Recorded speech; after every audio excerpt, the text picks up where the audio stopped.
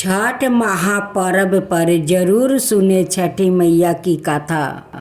बहुत समय पहले की बात है। एक परिवार में माँ, बेटा और उसकी बहू रहती थी। बुढ़िया माँ छठ माता की परम भक्त थी और वह हर साल छठ माता का व्रत किया करती थी। परंतु बहू नए विचारों वाली थी। वो पूजा पाठ में विश्वास नहीं रखती थी। एक बार जब बुढ़िया अम्मा छठ माता की पूजा की तैयारी कर रहे थी, बुढ़िया अम्मा का बेटा आम की लकड़ी तोड़कर ला रहा था और पूजन की सामग्री भी बाजार से खरीद कर ला रहा था। तभी बुढ़िया माँ की बहू बुढ़िया अम्मा पर हंस रही थी और कहने लगी कि अम्मा, दुनिया कहाँ से कहाँ पहुँच गई है। लोग आसमान को छू रहा है और आज भी आप इतनी अंधविश्वास हो गई। पढ़ी लिखी बहू की बातों का बूढ़ी माता पर कोई प्रभाव नहीं पड़ा। बूढ़ी अम्मा तो अपने ही धुन में मस्त थी। जब बूढ़ी अम्मा पूजा करने को तैयार हुई, परंतु बहू ने कहा कि माई, यह सब बेकार है। इस उम्र में 3 दिन भूखी रहेगी तो बीमार पड़ जाएगी और अपनी सेहत को भी बिगाड़ लेगी। भूख प्यास से ना जाने क्यों लोग खुद को सताते हैं। नई बहू की यह बातें सुनकर उसने बोलपन पर बुढ़िया माँ मुस्कुराने लगी और कहा कि अरे बहू, शादी के बाद मेरे संतान नहीं हो रहा था, तब मैंने यही व्रत को किया था। तब छठ मैया ने मेरी पुकार सुन ली। तुझे पता है बहू, यह तेरा पति भी छठ मैया का ही प्रसाद है।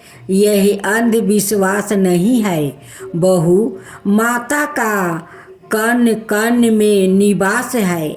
मेरी बात को मानो और तुम भी मेरे साथ छठ मैया के व्रत कर लो, तो छठ मैया तेरी भी गोद को भर देगी। मगर वह नई युग की सोच वाली बहू किसी की कहने सुनने वाली थी। वो मुंह को टेढ़ा करके सासू माँ से बोली कि मुझको कौन सा दुख है और मैं इस पूजा पाठ को नहीं करने वाली हूँ। सुंदर पति मिला है, जीवन में सब सुख मिला है, आलीशान घर है, दिन रात मस्त रहती हूँ। पूरे गांव में मुझे जैसा धनवान कहाँ है। कर्म प्रधान है सासू माँ, कर्म प्रधान है इस दुनिया में, बाकी सब बेकार की बातें हैं। सासू माँ के लाख समझाने पर भी बहू पर कोई असर नहीं हुआ। वह नासिक थी, बार बार छठ माता की बुराई किए ही जा रही थी। तब उसका पति वहाँ आए और उसने भी उसको समझाने की कोशिश की और उसने कहा कि देखो प्रिया, देवी देवताओं के आगे अहंकार करना ठीक बात नहीं है। तुम भी व्रत और पूजा करने में माता का सहयोग करो। लेकिन वह तो अपने पति के भी बात को मानने को भी तैयार नहीं थी। सीधे सीधे बोल दी कि मुझे नहीं पढ़ना। इस अंधविश्वास के चक्कर में पति भी थक गया। उसे समझाते समझाते और बोला, ठीक है, तुम्हें जो करना है वही करो। मैं तो छठ माता का घाट सजाने जा रहा हूँ, जिससे मेरी माँ छठ मैया के श्री चरणों में अपने सर को झुका सके। बेटा हाथ में कुल्हाड़ लेकर घाट पर चला जाता है। छठ माता की पूजा के लिए सुंदर घाट को बनाने में जुट जाता है। अपनी माँ की पूजा की तैयारी में माँ की मदद करता है। आम की लकड़ियों को जलाकर अपनी माँ के साथ ठेकुआ सेकवाता है। पूरे भक्ति भाव से दोनों माँ और बेटे छठ का पर्व को मनाते हैं। बुढ़िया अम्मा के बेटे ने घर और द्वार को गाय के गोबर से वो लिपता है। उसी समय उसकी पत्नी पाँव में सैंडल पहने हुए वहाँ से गुजरती है और कहती है, हाय, पता नहीं यह कौन सा त्योहार है और पूरे घर को ही गोबर बना के रखा है। अब तो घर से बाहर निकलना मुश्किल हो रहा है। कैसे गोबर की दुर्गंध आ रही है। और उसने अपने पति से कहा कि तुम और तुम्हारी माँ बहुत बड़े भक्त बनते हो। देखो जी, आपने बदन से भी गोबर की बदबू आ रही है। अब तो नहा कर ही घर आना।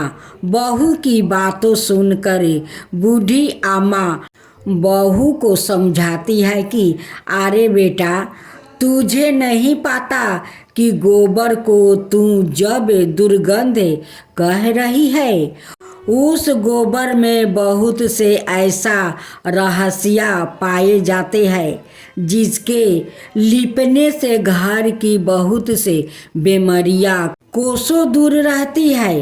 इतना सुनकर बहू और बिगड़ गई।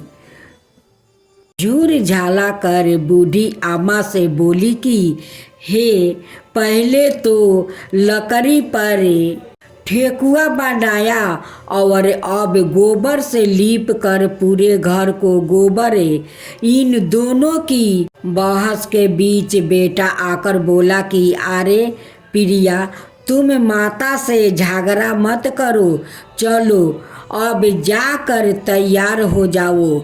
छठ माता के घाट पर जाने का समय हो गया है। बेन बाजे वाले को बुलाकर दौरा उठाकर वो सब घाट पर चल दिया। पीछे पीछे बुढ़िया माँ गीत गाते चल रही थी, पर बहू को तो इन सब में कोई रुचि नहीं रखती थी। वो तो सज धज कर मटक मटक कर चल रही थी। बूढ़ी अम्मा और उसके बेटे ने बहू को बहुत समझाया तो बहू अपने पति और सासू माँ के साथ घाट पर तो चली जाती है। वो जैसे ही घाट पर पहुँचती है, वहाँ पूजा की बजाय मेला घूमने में लग जाती है। कुछ देर बाद उसका पति बहू को वहाँ ना पाकर उसे ढूंढने में लग जाता है, तो कहीं हलवाई की दुकान पर स्वादिष्ट पकवान का आनंद उठाते नजर आती है। आकर कहता है, प्रिय, या क्या करती हो तुम? यहाँ तक आई हो तो माँ के साथ बैठो। पत्नी ने झुंझुला कर बोली, ना जी, मैं पूजा पाठ में नहीं बैठने वाली हूँ, ये ना ही घाट पर आने वाली हूँ। मैं तो मेला घूमूंगी, जम के खाऊंगी और पीऊंगी। तुम अपना पूजा पाठ करो, मेरा पूजा पाठ से कोई लेना देना नहीं है। इनकी बहस आस पास के सभी लोग देख रहे थे। शर्मिंदा होकर वह पति वहाँ से चला गया और छठ घाट की ओर जाने लगा। ईख खारा करने को वही बेटा घाट की ओर जाता है और जैसे ही वो नहाने को वहाँ डुबकी लगाता है और वहाँ डूब जाता है। डूबता डूबता वह जोर जोर से वो चिल्लाने लगता है कि बचाओ बचाओ, लेकिन किसी को भी यह आवाज़ कहाँ से आ रही है पता नहीं चलता। कोई तो जाओ, ढूंढ के लाओ। सब यही चिल्लाने लगे। जैसे ही बुढ़िया अम्मा को पता चली कि उसका बेटा नदी में डूब गया है, वो छाती पीट कर रोने लगी और छठ माता से ही सवाल कर दिया, अरे माँ, मैं माँ हूँ और तू भी माँ है, और तू कैसी माँ है जिसने एक माँ से उसका बेटा छीन लिया है। जब से मेरी शादी हुई है मैं पिछली 30 साल से पूजा करती आ रही हूँ। माँ बोल, मेरी भक्ति में कौन सी कमी आ गई थी जो तूने मेरी गोद को सून कर दिया। मुझसे यह मेरा लाला से ऐसी कौन सी भूल हो गई बोल, और भूल थी जो तूने मेरा लाला छीन लिया। अरे माँ, मैं तो छठ घाट तेरी पूजा करने आई थी, तूने तो मेरी दुनिया ही उजाड़ दिया है। हे माँ, यदि जाने अनजाने में कोई गलती हो गई हो तो उसकी साजा मेरे बेटे को मत दो, मेरा लाल लौटा दो। यदि तूने मेरा लाल नहीं लौटाया तो यह तेरी बूढ़ी आमा भक्ति यही इस नदी में कूद कर अपना प्राण त्याग देगी। अब तू या तो मेरे बेटे को लौटाओ या मेरे भी प्राण ले ले। उधर मेले में सबको आगाह किया जा रहा था कि छठ घाट पर आए सभी व्याकुतों को सूचित किया जा रहा है कि घाट के गहरे भाग में ना जाए। अभी अभी सूचना मिली है कि एक व्याकुत गहरे पानी में डूब गया है। पानी में आगे जाने पर खतरा होने की आशंका है, इसलिए कोई भी नदी के गहरे भाग में ना जाए। या बात सुनकर बहू दौड़ी दौड़ी जाती है। वहाँ जाकर जब वह देखती है कि उसकी सासू माँ ताहर मार कर रो रही है और उसकी पति इस दुनिया में नहीं रहा, तो उसे सदमा लग जाता है। वह जोर जोर से चीखने लगती है और रोने लगती है। पागलों की तरह लोगों के ईख को उठा उठा कर फेंकने लगती है। चीख चीख कर बुढ़िया माँ से पूछती है कि मैंने तो पहले ही कहा था कि माँ, छठ पर्व पूजा में मत पड़ो। सब ढंग है, अंधविश्वास है। तेरे ध्यान ना देने के कारण आज मेरा पति मुझसे दूर चला गया है। अपनी माता को भला बुरा बोलते हुए वह छठ माता को कोसने लगती है। इस घटना को देखकर वहाँ खड़े सभी लोग की सांसें रुक जाती है। सब लोग आपस में बात करते हैं कि बेचारी के साथ बहुत बुरा हुआ है, और मन ही मन सभी लोग छठ माता को पुकारने लगते हैं कि हे माँ, इस बुढ़िया माँ की पुकार सुन लो। छठ माता तो है ही दयालु, वो कभी अपने भक्तों को निराश नहीं करती, कभी उन्हें बेसहारा और उदास नहीं छोड़ती। इधर पुत्र वियोग में बुढ़िया माँ अपनी जान देने को पानी में जाती है। वैसे ही नदी के अंदर से एक लहर उठती है और वो लहर किनारे की ओर जोर से आती है। उसी लहर में से उस बुढ़िया माँ का बेटा भी बाहर निकल आता है। इस दृश्य को देखकर वहाँ खड़े सभी लोग की आंखें खुली की खुली रह जाती है। सब की आंखों में खुशियाँ के आंसू आ जाते हैं। बाद में बुढ़िया माँ खुशी से जोर जोर से रोती है और बहू भी खुशी के आंसुओं को रोक नहीं पाती। यह सारा चमत्कार चल ही रहा था कि बादलों से बिजली की कड़कने की आवाज आती है।